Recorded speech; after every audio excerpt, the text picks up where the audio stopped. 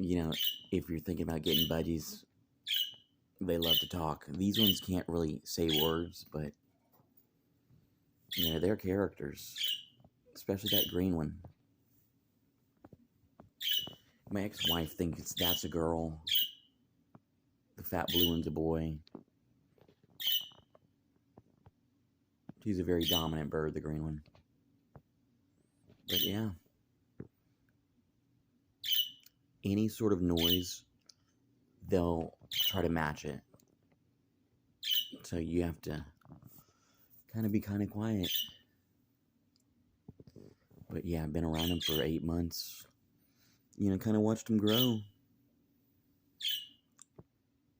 I think my ex-wife got him back in December of 2023. So yeah, I've seen him for, 8 months. Interesting little critters. They could be a little messy, but they're fun to watch. Yeah, guys. But yeah, that's them.